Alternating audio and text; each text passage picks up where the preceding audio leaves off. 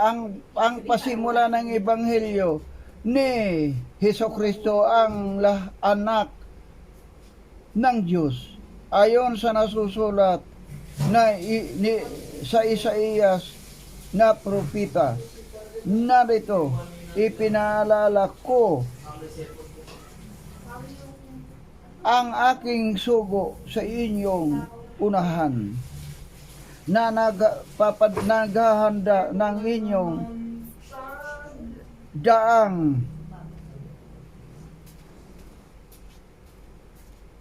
Ang tinig ng isang sumisigaw sa ilang. Inihanda ninyo ang daan ng Panginoon.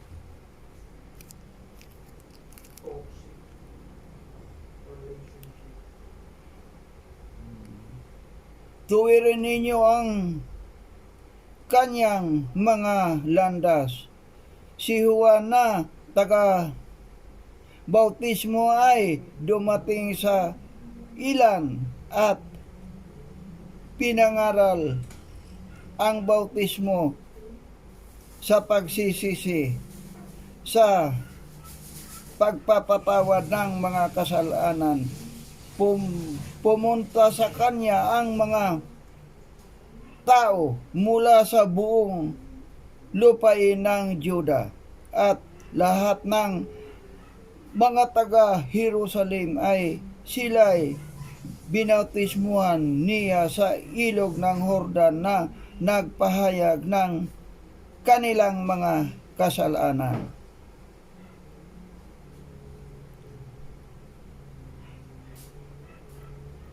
Si Juan ay nakadamit ng balahibo ng kamilo, may sinturong balat ng kanyang baywang at kumakain ng mga balang at pulot-putyukan.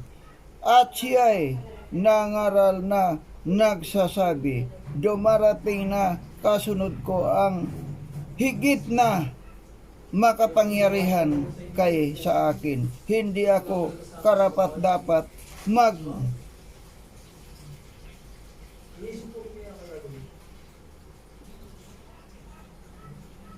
yumukod at magkalag ng tali ng kanyang mga sandalyas.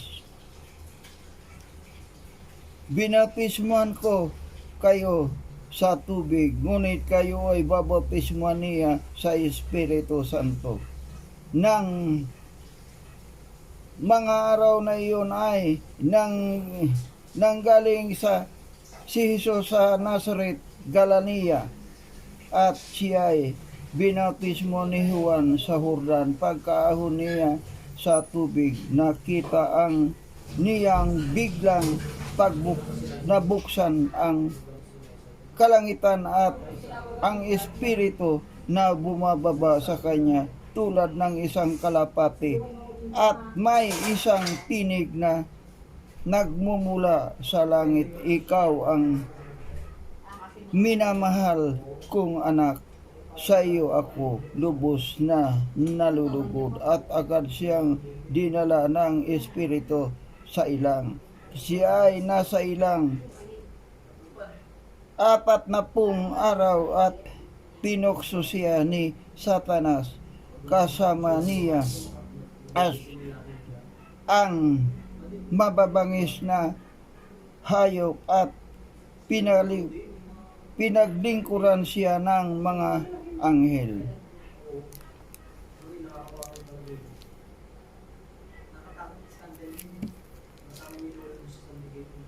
Pagkatapos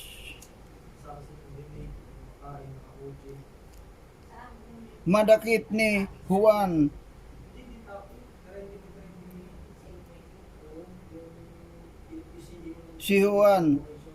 pumunta si Jesus sa Galilea na ipinangangaral ang ebanghelyo ng Diyos na nagsasabi, naganap na ang panahon ng at malapit pa ang kaharian ng Diyos. Kayo'y magsisi at manampalataya sa ebanghelyo. sa pagdaan ni Hesus sa tabi ng dagat ng Galilea, nakita niya sina Simon at ang kanyang kapatid na si Andres na naghahagis ng lambat sa dagat sapagkat sila'y mga mangingisda. At sinabi sa kanila ni Hesus, sumunod kayo sa akin at gagawin ko kayong mga malakaya ng mga tao. Kaagad nilang iniwan ang kanilang mga lambat at sumunod sa kanya. Nang makalakad pa siya ng kaunti, nakita niya sina Santiago na anak ni Zebedeo at si Juan na kanyang kapatid na naghahayuma ng mga lambat sa kanilang bangka. At agad niyang pinawag sila at iniwan nila si Zebedeo na kanilang ama sa bangka na kasama ng mga upahang tauhan at sumunod sa kanya. Nagpunta sila sa Capernaum ng araw ng Sabat. Kaagad siyang pumasok sa sinagoga at nagturo. Namangha sila sa kanyang aral sapagkat sila'y tinuruan niyang tulad sa isang may autoridad at hindi gaya ng mga eskriba.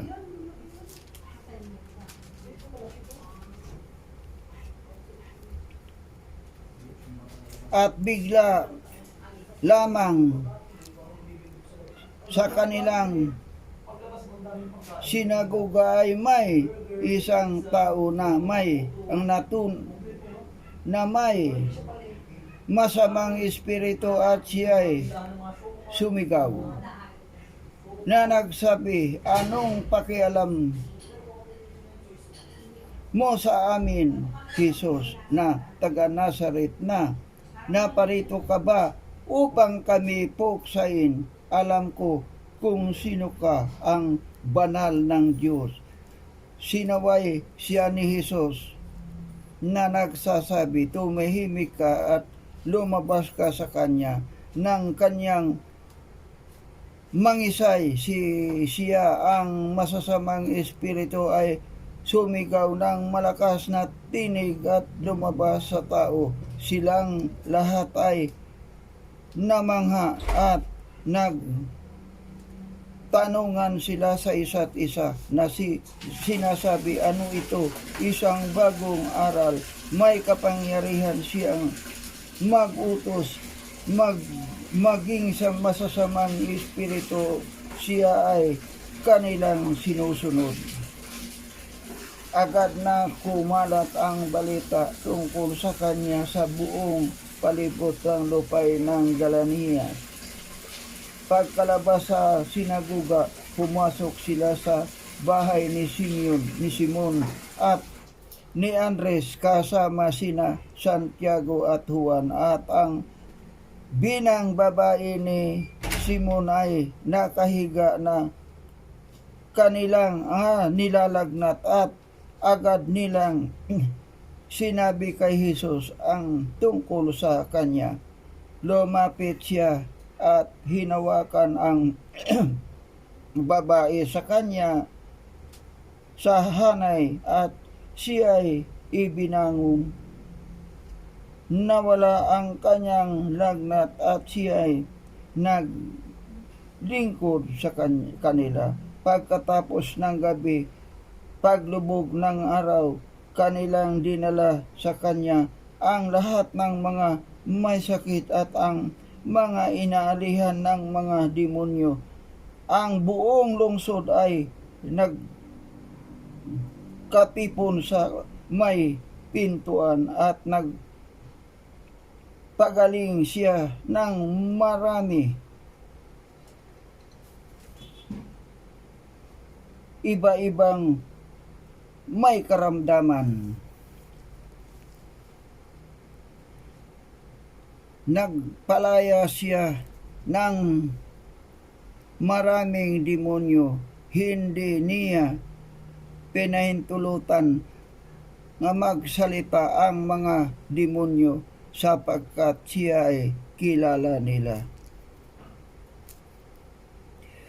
Nang madaling araw, habang madilim pa, nagbangon si Jesus ay lumabas siya at nagtungo sa isang ilang na lugar at doon ay nanalangin. Hinanap siya ni Simon at ng mga kasama niya. Siya ay natagpuan nila at sinabi sa kanya, hinahanap ka ng lahat. Sinabi niya sa kanila, pumunta tayo sa iba parang mga karatig bayan upang ako'y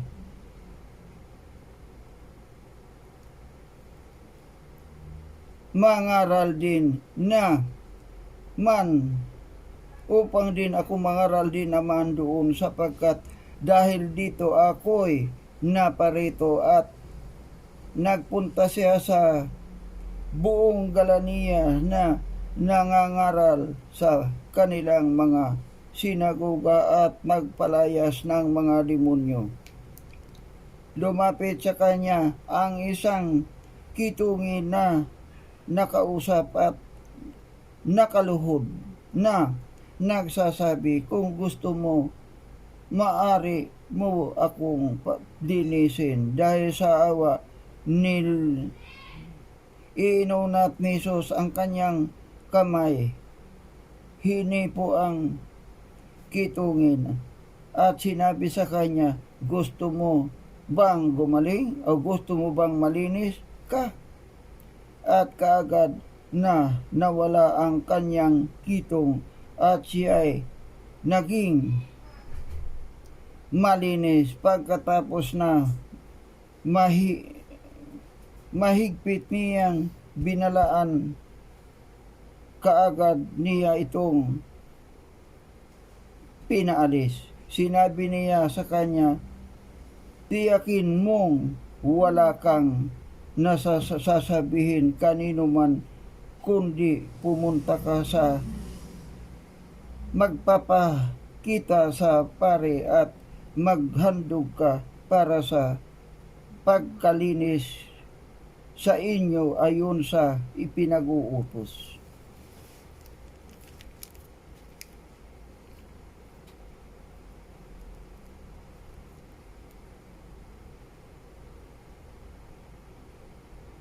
Ayon sa ipinag-uutos ni Moises bilang isang patutuo sa kanila.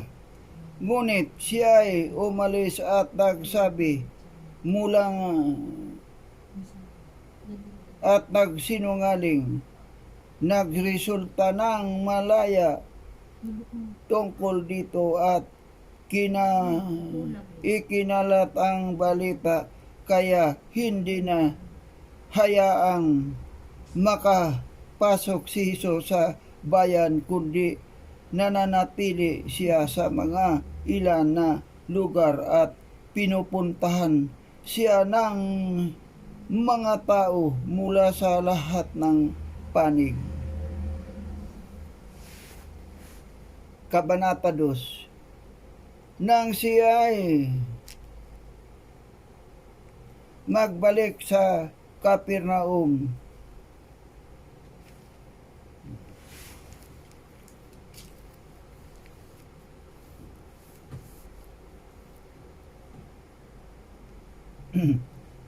pagkaraan ng ilang araw, kumalat ang balita na siya ay nasa bahay.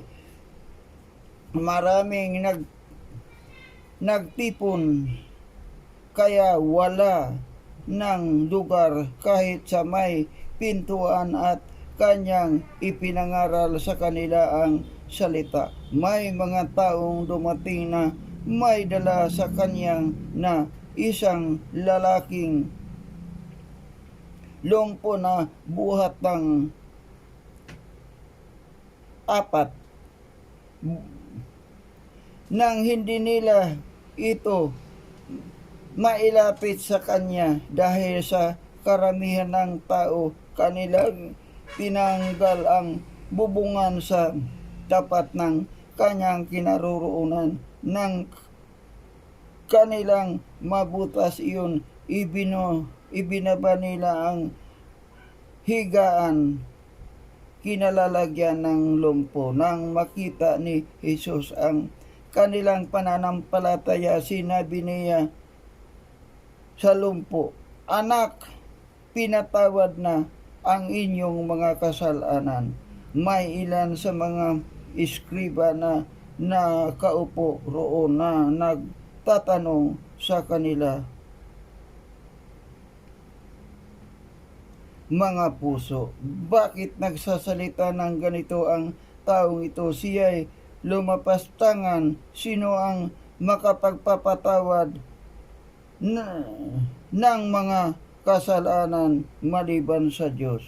Pagkabatid ni Jesus sa kanya, Espiritu na nagtatanong sila ng gayon sa kanilang mga sarili. Agad niyang sinabi sa kanila, "Bakit nagtatanong kayo ng mga ganito sa inyong mga puso?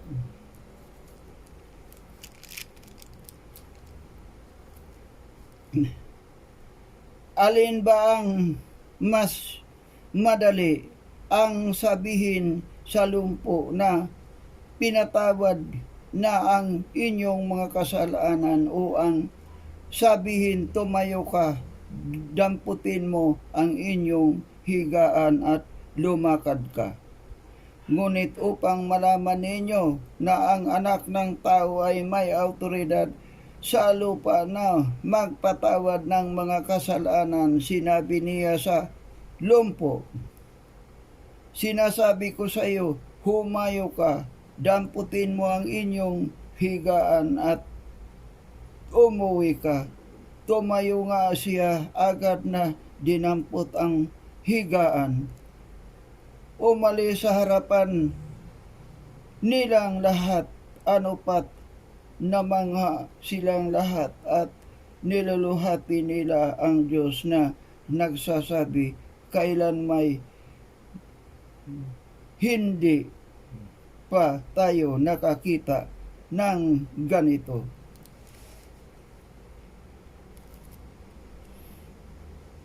At sinabi ni Jesus, muling lumabas sa tabi ng lawa,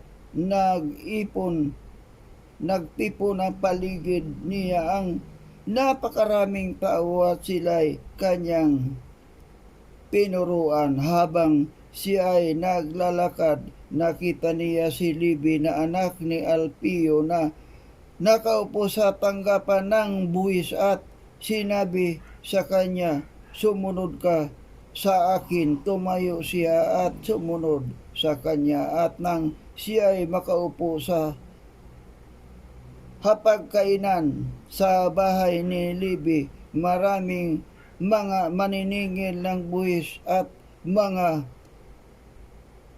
makasalanan ang nakaupo kasalo ni Jesus at ng kanyang mga alagad, sapagkat marami silang sumusunod sa kanya. Nang makita ng mga eskriba ng mga Parisiyo na siya ay kumakain kasalo ng mga makasalanan at ng mga maniningil ng buwis, sinabi nila sa kanya, "Mga alagad, bakit siya kumakain kasalo ng mga maniningil ng buwis at ng mga makasalanan?" Nang ito ay marinig ni Jesus, sinabi niya sa kanila, "Ang malalakas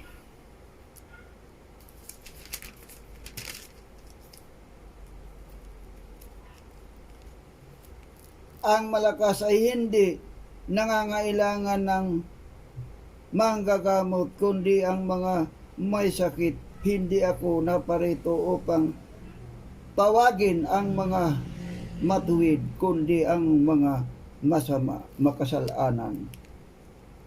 Noon ay nagayuno ang mga alagad ni Juan at ang mga Perisiyo. Sila'y lumapit at sinabi sa kanya, bakit nag-aayuno ang mga alagad ni Juan at ang mga alagad ng mga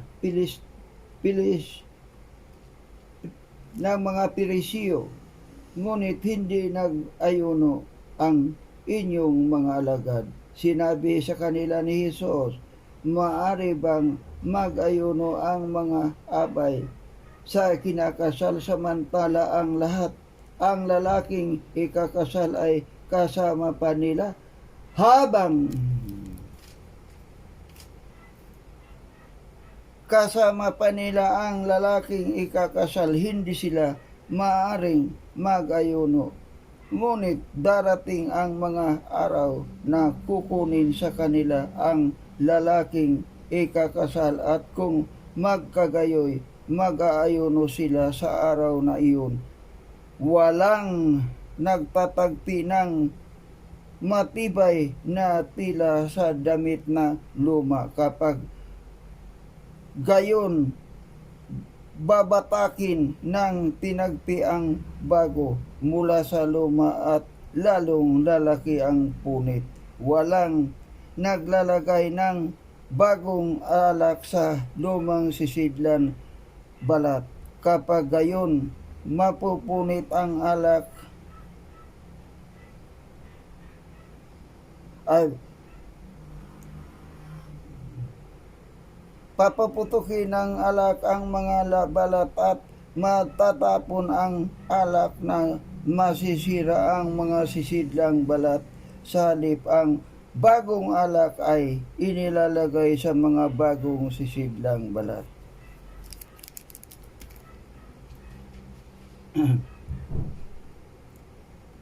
Nang isang Sabat, nagdaraan siya sa mga bunduki ng trigo, at sa mantalang sila'y nagdaraan, ang kanyang mga alagad ay nagsimulang pumitas ng mga uhay. Sinabi sa kanila ng mga Perisiyo, tingnan mo, bakit nila ginagawa ang hindi ipinahintulot sa araw ng Sabat. At sinabi sa kanila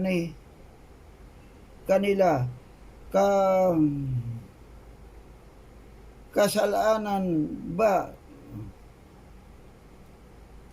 kundi ninyo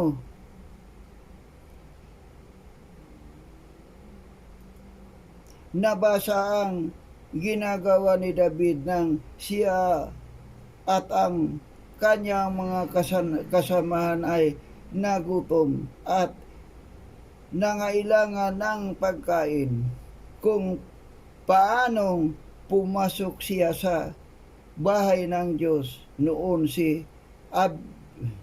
Abiatar,